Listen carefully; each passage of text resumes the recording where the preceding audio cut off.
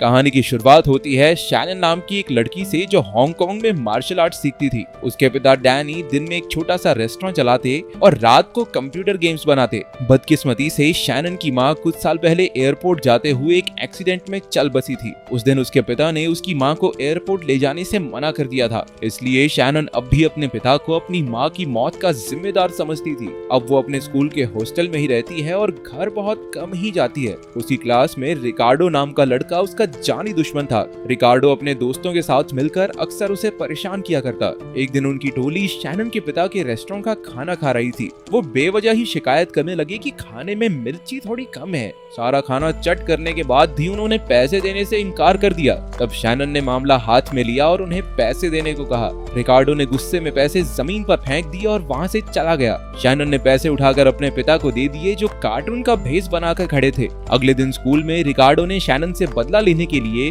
Shannon की दोस्त के भाई को धक्का देकर उसका खाना गिरा दिया। ये बदला लेने का कौन सा तरीका भाई? लड़की से बदला लेने के लिए उसकी दोस्त के भाई के चाचे के मामे के फूफे को धक्का दे देते हैं। खैर शैनन के दोस्तों ने उसे ये सब नजरअंदाज करने को कहा, लेकिन शैनन उन्हें इतनी आसानी से छोड़ने वाली नहीं थी। वो सीधा जाकर रिकार्डो की टोली के पास बैठ गई और उनकी थाली से उठाकर खाना खाने लगी। रिकार्डो गुस्से में अपने साथियों के साथ वहाँ से चला गया। बाद में शैनन को पता चला कि रिकार्डो ने उसके सारे कपड़े खराब कर दिए हैं। उनकी गैंग मिलकर हर रोज किसी न किसी तरह शैनन को तंग करती थी। वो कभी उसे गिरा देते, कभी उसके खाने में मेंढक डाल देते और कभी कभी बेवजह उस पर हंसने लगते। उस शहर में एक दुकान के बाहर कुंफू के मुकाबले हुआ करते थे। शैनन को खबर मिली कि रिकार्डो आज तक उस टूर्नामेंट में किसी से नहीं हारा। उसने सबके सामने जाकर रिकार्डो को मुकाबले की चुनौती दे दी। उसने शर्त रखी कि अगर वो जीत गई तो रिकार्डो को स्कर्ट पहनकर घूमना होगा। बदले में रिकार्डो ने भी शर्त रखी कि अगर वो जीत गया तो शैनन भी बाल कटवाकर मर्दों की तरह कपड़े पहनकर घूमेगी। इसके बाद मुकाबला शुरू हुआ।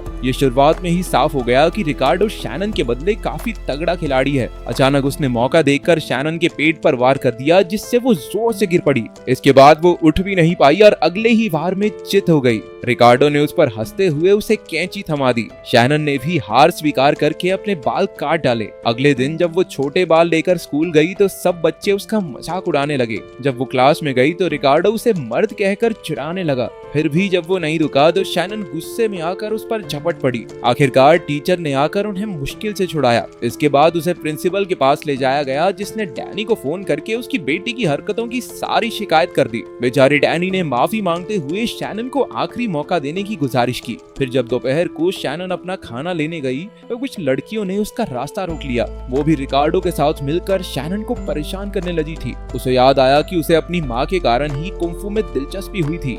जहाँ बाकी माएं अपनी बेटियों को राजकुमारी बनाती थी, वहीं शैनन की माँ उसे कुंफू की ट्रेनिंग दिया करती। उस रात डैनी ने शैनन को फोन करके उसे घर आने को कहा, क्योंकि वो 3 महीने से घर नहीं आई थी। ना चाहते हुए भी शैनन ने हाँ कर दी। फिर डैनी ने एक इन्वेस्टर को फोन करके उसे अपनी नई गेम दिखाने के लिए बुलाया। उसने एक वर्चुअल गेम बनाई थी जिसमें खिलाड़ी को असलियत में लड़कर जीतना होगा। रात को शैनन घर आकर अपने पिता से मिली। डैनी ने उससे बात करने की कोशिश की, लेकिन वो बहुत बुरे तरीके से बात कर रही थी। डैनी ने जब उसके बालों के बारे में पूछा तो उसने कोई बहाना बना दिया, लेकिन स्कूल में परेशान किए जाने की बात नहीं बताई। जब उसके पिता ने कहा कि उसकी माँ के गुजर जाने के बाद से वो काफी बदल गई है, तो शैनन ने उसे ही इसका दोषी ठहराया। उसके शब्दों में इतनी कड़वाहट थी कि डैनी दुखी होकर वहाँ से चला गया। कुछ देर बाद शैनन उसके कमरे में गई, जहाँ उसे टेबल पर एक अजीब सा गले का हार दिखा। वहाँ एक हेडसेट भी था जिसे शैनन ने पहन लिया। उसी वक्त वो 500 साल पुराने चाइना की वर्चुअल दुनिया में पहुंच गई। अचानक कई लोग उस पर हमला करने लगे, लेकिन उसने किसी तरह खुद को बचाया। उसने देखा कि उसके बाल भी लंबे हो गए थे। फिर उसकी नजर रिकार्डो पर पड़ी, जो कुंफू की पोशाक पहने विरोधियों से लड़ रहा था। पता चला कि वो चोरों से लड़ रहा था जो गरीब किसान के घर से खाना चुराने आए थे। पहली बार रिकार्डो को कोई अच्छा काम करते देख शैनन को काफी हैरानी हुई। तभी चोरों का सरदार नॉर्मन रिकार्डो से लड़ने आया, लेकिन रिकार्डो ने अपनी काबिलियत से उसे चुटकियों में धूल चटा दी। बदमाशों के जाने के बाद रिकार्डो ने खाने की बोरियां किसान को लौटा दी। शैनन ने जाकर उससे पूछा कि वो इस गेम में कैसे आया। पता चला कि वो इस गेम में रिकार्डो के उल्टे रूप में मौजूद है। उसने शैनन को चोरों के 2 सरदार नॉर्मन और टाइसन के बारे में बताया। उन्होंने गरीबों का खाना चुराने के लिए पूरी फौज बना रखी थी। रिकार्डो को पूरा यकीन है कि नॉर्मन की हार की खबर सुनकर टाइसन बदला लेने जरूर आएगा। उधर चोरों के अड्डे पर टाइसन बेहद गुस्से में था। उसने रिकार्डो पर नजर रखने के लिए अपने आदमी भेज दिए। फिर शैनन ने पूरा गांव घूमा और शाओलिन मंदिर देखा। वहां उसने डैरिल को भी देखा, जो असलियत में उसे बहुत परेशान परेशान करता था, लेकिन यहाँ वो एक अच्छा इंसान था। उनके स्कूल का प्रिंसिपल यहाँ मार्शल आर्ट्स का टीचर था। वहाँ शैनन की मुलाकात गांव के सरदार से भी हुई। अचानक एक दिन रिकार्डो बीमार होकर बेहोश हो गया। गांव वाले तुरंत उसे एक वैद्य के पास लेकर गए जो मार्शल आर्ट्स की एक बेहतरीन योद्धा की थी। बाद में जब रिकार्डो ठीक हुआ तो शैनन उस वैद्य के साथ गांव घूमने निकली।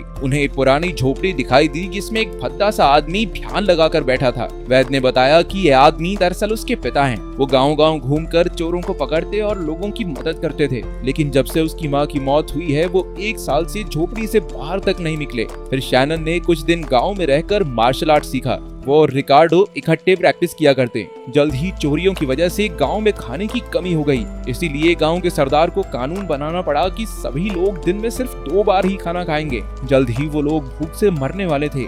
एक रात शैनन अपनी टोली के साथ चोरों के घर खाना चुराने पहुंच गई। डैरिल ने जहरीली सुई मारकर गार्ड्स को बेहोश कर दिया। फिर वो गोदाम में जाकर सब कुछ इकट्ठा करने लगे, लेकिन तभी किसी ने शोर मचा दिया। एरीज ने भी आगे होकर दुश्मनों का सामना किया। बाकी सबको ना चाहते हुए भी एरीज के बिना ही वहां से भागना पड़ा। अगले दिन शैनन ने गांव के सरदार से एरीज को बचाने को कहा, लेकिन उसने ये कहकर इनकार कर दिया कि एरीज चोरी कर रही थी, जो कि कानून के खिलाफ है। हताश होकर शैनन एरीज के पिता बाव से मदद मांगने गई।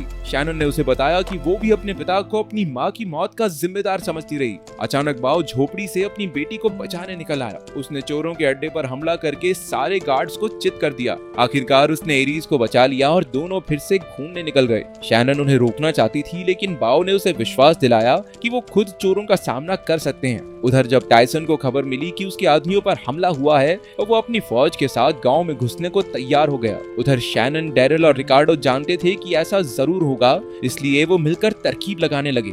शैनन जानती थी कि दुश्मन को हराने का कोई तरीका तो जरूर होगा, क्योंकि आखिरकार ये है तो एक गेम ही ना। फिर उसे अपने पिता की टेबल पर पड़ा वो हार याद आया। ऐसा हार उसने एक चोर को पहने हुए देखा था। कुछ ही घंटों में टायसन ने अपनी फौज के साथ गांव पर हमला बोल दिया। गांव के सरदार और कुंफू योद्धाओं ने भी पूरी ताकत से उनका सामना किया। तभी शैनन को हार पहने वो चोर दिखा, लेकिन उससे लड़ते हुए वो मारी गई और गेम से बाहर आ गई। शैनन ने हार नहीं मानी और फिर से हेडसेट पहनकर खड़ी हो गई। असल में उसके पास एक और मौका बचा था, जिसने वहीं से गेम शुरू हो गई। इस बार उसने चोर को हराकर उसका हार छीन लिया। उसने हार खोला तो उसमें उसकी माँ की तस्वीर थी। उसी पल टायसन के सभी बदमाश गायब हो गए। अब सिर्फ टायसन बचा था और उन्होंने मिलकर उसे भी खत्म कर दिया। इसके बाद रिकार्डो और शैनन नदी के पास बैठे थे। शैनन ने कहा कि वो अपने घर वापस जाना चाहती है। रिकार्डो ने उसे हमेशा याद रखने का वादा किया और असलियत में वापस भेज दिया। जब वो लौटी तो पता चला कि डैनी और उसका इन्वेस्टर उसे खेलते हुए देख रहे थे। शैनन ने अपने पिता को गले लगाकर अपने बर्ताव के लिए माफी मांगी।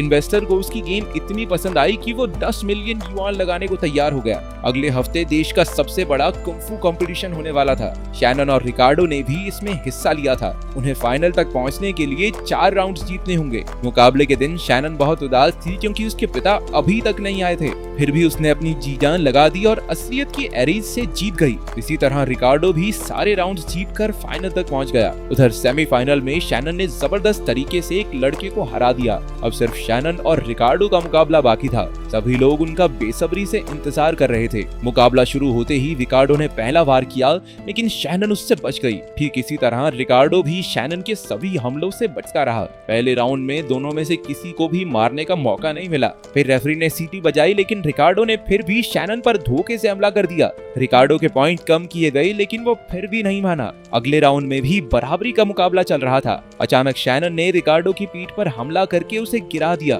गुस्से में रिकार्डो ने फिर से रूल तोड़कर शैनन के घुटने पर वार किया। शैनन काफी दर्द में थी, लेकिन वो फिर भी अगले राउंड के लिए खड़ी हुई। इस बार रिकार्डो ने फिर से उसके सर पर वार करके रूल तोड़ा, जिससे शैनन बेहोश होने ही वाली थी। लेकिन तभी उसने अपने पिता को देखा, जो ऑडियंस में बैठे उसकी हौसला अफजाई कर रहे थे। एक नए जोश के साथ शैनन एक बार फिर से खड़ी हुई। उसे गेंद वाले रिकार्डो से सीखी तकनीक याद आई और उसने वही इस्तेमाल की। एक ही वार में रिकार्डो चित हो गया और शैनन ने मुकाबला जीत लिया। हजारों लोगों की तालियों के बीच वो भागकर अपने पिता के गले लग गई। आखिरकार जब वो स्कूल वापस लौटी तो उसने रिकार्डो की ओर दोस्ती का हाथ बढ़ाया। रिकार्डो ने भी मान लिया कि आखिरी मुकाबला जीतने की हकदार शैनन ही थी।